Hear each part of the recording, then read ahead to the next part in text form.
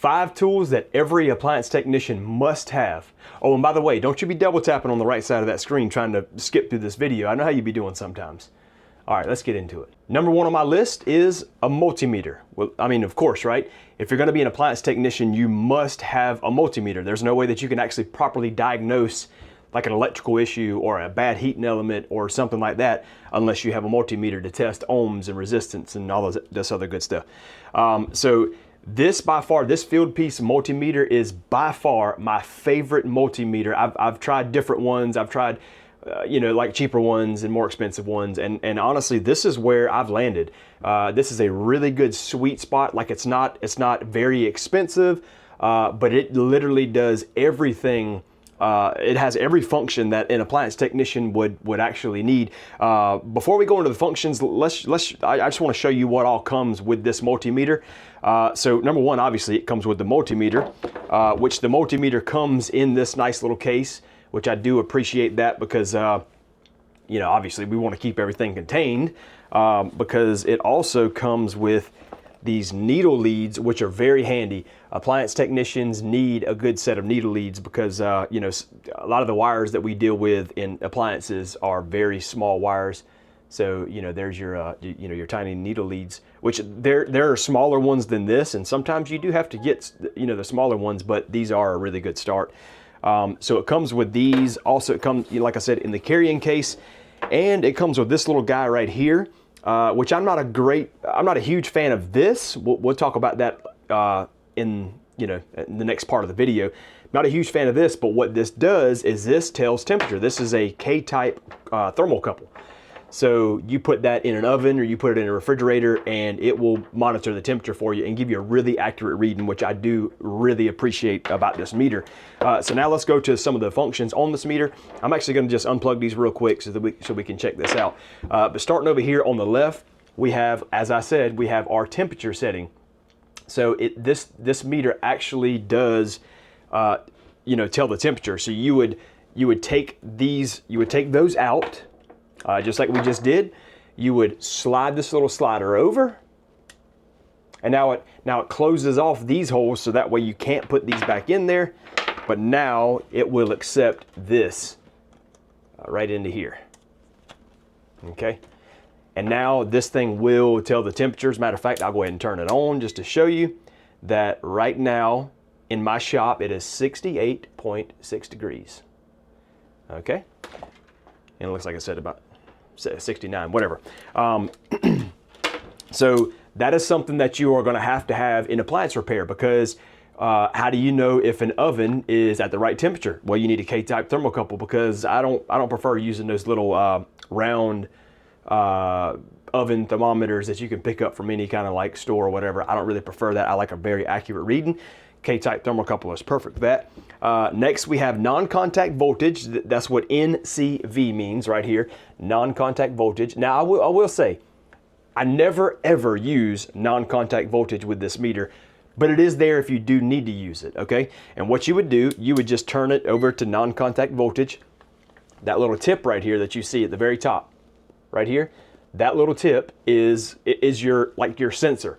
So you would put that near a wire that you want to test to see if it's hot, or maybe even right at a receptacle or something like that, and it'll let you know if there's power there. I never use that function here. I've got a little smaller handheld one, little tiny stick that I use. But anyway, it is there just in case you need to use it. Maybe you're just right there and you don't want to reach back in the tool bag. Flip it over to non-contact voltage, test that wire, just to see if there's voltage present. I wouldn't go with that, as like 120 volts is there. No, because you don't know. You don't know how much voltage is there. You still need to actually test with the multimeter to see how much voltage is there. Next thing we have on the dial here is your microfarads, your diodes, and your just regular capacitance. So that's that third one right there. That's what all those symbols are. So obviously microfarads, that's all of your capacitors. There's capacitors in washing machine motors. There's capacitors obviously for refrigerators. There's capacitors. I've seen capacitors in some dryers. Definitely capacitor in every single microwave. You have to test those. So this takes care of that. But then this is, it's auto adjusting. So you just put it there, and you can test your capacitors and your heating elements and different things like that, all with that same part of the meter. It just auto adjusts. If it detects like it's a resistance thing, it picks up and it goes to resistance. If it detects it as a microfarad, like a capacitor, it goes straight over that. So it's a really good tool. But again, how do you know if a high voltage capacitor is any good? You have to test it. So this is a good meter to do that with. How do you know if a heating element is any good without like tearing it open to see if there's a break in it? You have to test it for resistance. How do you know if sensors are good? Your like your oven temperature sensors, your dryer temperature sensors, how do you know if they're any good? You can't just look at those and see if they're good or bad. You have to be able to test them. So this multimeter is perfect for that. So next we have AAC, which is amps AC. So, if you want to see, let's say you turn a dryer on and you want to see, without tearing everything down, is the heating element drawing any amps? Is it drawing the right amount of amps? Well, just open it up, clamp that wire, and there you go. It'll tell you how many amps it's drawing, if it's drawing any at all, and then you can make your diagnosis from there. Obviously, the next thing on the scroll is VAC. That's volts AC. So obviously, that is if you want to test for 120 volts or 240 volts. That's what you would do there with these leads, obviously. You do that. And the last thing on the scroll over here, all the way at the far right, is going to be VDC. And as you can imagine, that's going to be volts DC. So that's for all of your 12 volts and 5 volts and things like that. And I don't think I've ever really seen much 24 volts in appliance repair or in appliances. I think I have seen a couple transformers that have went down to 24, but anyway, mainly your 5 volt DC, your 12 volt DC, things like that, which a lot of times whenever you get to those 5 volts and 12 volts, it's smaller wires most of the time, and it's hard to get the larger leads in there. So you have to go over to these, which are included with this meter, which very nice meter. Number 2 on the list, a stainless steel K-type thermocouple. All right, so I've kept the meter out that we just talked about, and I kept this old thermocouple, which actually comes with the meter. So if you buy this meter, you will at least get this thermocouple, but this thermocouple is so much better, and it is worth spending that little bit of extra money to get this type of thermocouple. Let me explain why, okay? Whenever I first started using these meters, and it come with these, really great, that's awesome and all, but I noticed the first couple times that I stuck this bad boy right here into a 350 degree, 400 degree oven, it started to get out of whack. I started noticing, I was like, it doesn't really seem like it's reading the accurate temperature anymore.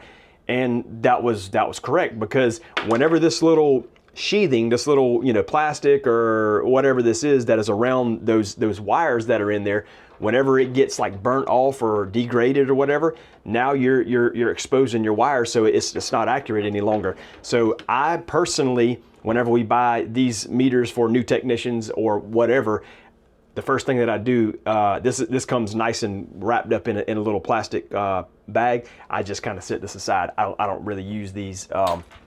Use that style anymore, because I have found this one.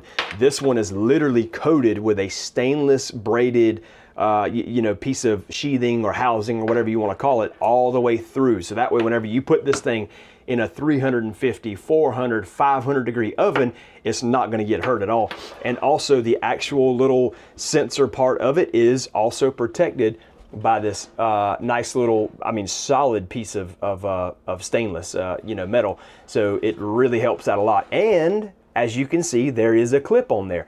So I really appreciate that, because then whenever I'm putting it in ovens, I can just obviously grab one of the little racks, clip it on there, and whenever I shut the door, I don't have to worry about it springing back and not staying where I want it to stay. Same thing with refrigerators. Whenever I want to see what the airflow temperature is coming from like a fan or whatever, I can take this bad boy right here and hook it somewhere that would actually get some of that airflow, coming across it, and then I can get a really good accurate reading. Whereas that one right there, you got to kind of wrap it around a couple times, but then if you shut the freezer door, it wants to yank it out. This just makes life so much easier. And As I said, I have put this in so many ovens at so many different temperatures, and I've had this one for a pretty good while. And this thing right here really holds up and keeps its accuracy, because you know it's a lot harder to get damaged. It's, you know, to expose that actual sensor wire in there. So I really appreciate this thing right here. This, in my opinion, is a must-have for any appliance repair technician. Number 3 on the list would be an impact drill. Let's face it, the days of using hand tools is kind of in the past, right? I mean, not only that, but just think about it. If you go to a dryer which has, like, you know, 6, 7 screws along the back side of it, and you're sitting there with a 1/4-inch nut driver, and you're trying to take 1, 2, 3. You understand what I'm saying? Whereas you can go with this bad boy right here, and I mean, just zip them out, zip them out. Now, of course, I get it. Some people say, well, I don't like to use impact drivers and stuff like that because you'll strip the screws out. Well, understand, these are variable speed, which means that the less that you pull the trigger, the less power. The more that you pull the trigger, the more power. So that is up to the technician to understand, like, you're screwing a screw into sheet metal, which is very, very thin, and it can be stripped out very, very easily. So you need to understand, you know, this is a variable speed motor, and use it that way. You know, be easier with your screws or whatever, if that's something that you're concerned about. But this right here, look, if you're running 6, 7, 8 calls a day, like our technicians regularly do 8 calls a day, but even if you're starting out new and you're even running 4 calls a day, it doesn't matter. Like, this will save you so much time. Me personally, I am a huge fan of rigid. I just started working, you know, I just started buying rigid and started working with the rigids a long time ago. And I'm just the kind of guy, whenever I find something that I like and whenever I find something that works, I just tend to stick with it. So as you can see in my shop, it is full of rigid tools. They're a really good brand, and I appreciate them very much. I always try to go for these little subcompact drills because they do fit in the bottom of my tool bag. The way I have to do them is the head up here is skinnier than the actual base where the battery is.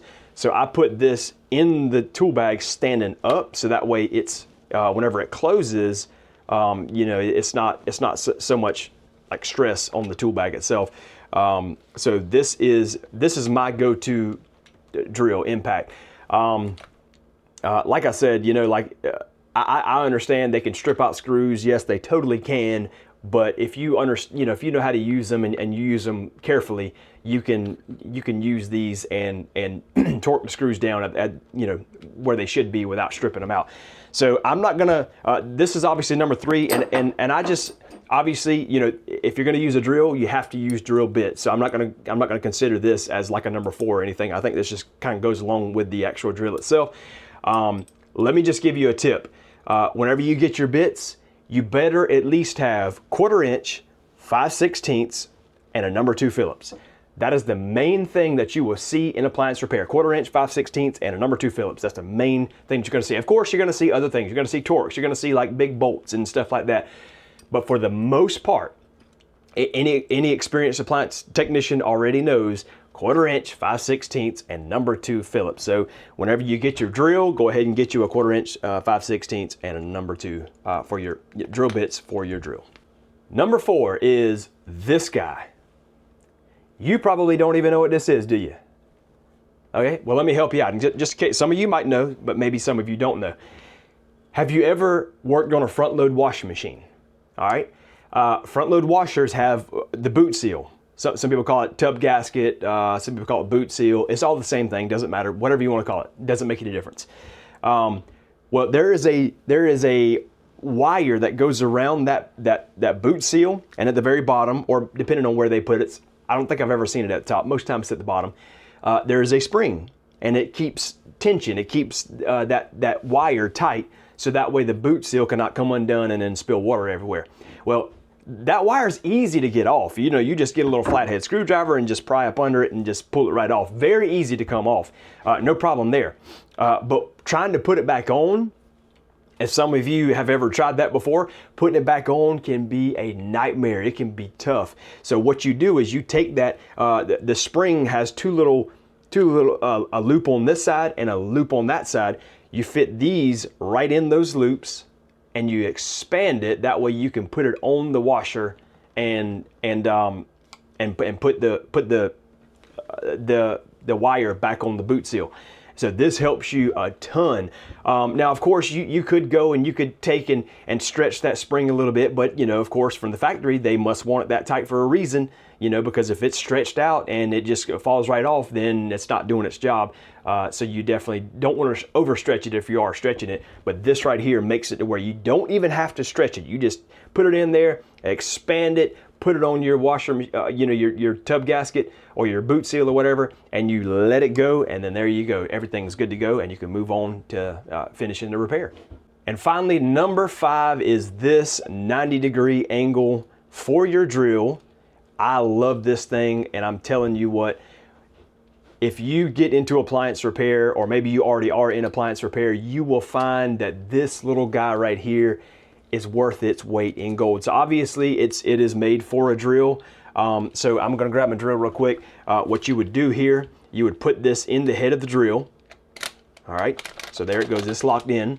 And you'll take whatever bit it is that you're using. So let's say that it's this number 2 Phillips. And now you have a 90-degree situation going on.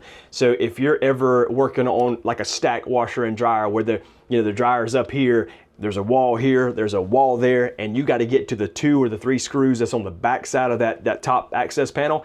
How do you do that? I mean, of course, if you're way up there and you can reach way over, you know, and take your drill the way it is and come all the way back around and get that screw like this, okay, that's fine. But what if you can't? What if you don't have enough height? Because even the 3-step stool that I carry around in my van, that gets me up there, but you know, I still need something like this, which of course I wouldn't use this long of a bit. I would use one that's much more, you know, shallower, or much more, not as long as this. And then that way, all I got to do is take the drill and do this right here, and this would be on the back side of the panel, and I can apply a little bit of pressure and unscrew that screw from the very back. This is so handy. And I mean, that's not the only situation where this works. I've had situations before where you've got, you know, same kind of scenario. You've got a stack washer and dryer, and you've got it in a closet, because most of the time if something's stacked, a lot of the times they do that to you know, save space because they don't have any more room. And you know, it's tucked in real tight somewhere a lot of times. Sometimes it's not, but a lot of times it is. And you might have a wall here and you might have a wall here. Well, in some situations, you do have screws on the, you know, the right and left side of that washing machine. Like I know some of the old school True Stack Kenmores and Whirlpools, that whole Whirlpool brand, they had a couple screws on the little side caps, little end caps. So if you got a wall here and a wall there, and you got about 2 inches and 2 inches, you need something like this just to squeeze in between that wall and get those Phillips head screws or whatever it is that's you know, holding its end caps on. So this little guy right here is just so worth it. It's a very handy tool. So those are the 5 tools that every appliance technician must have. I'll have links in the description below this video for every one of those tools, so that way you can go check them out yourself. If you would like to see how I've got my van set up for maximum efficiency with all of my parts and all of my different tools and things like that, check out this video right here.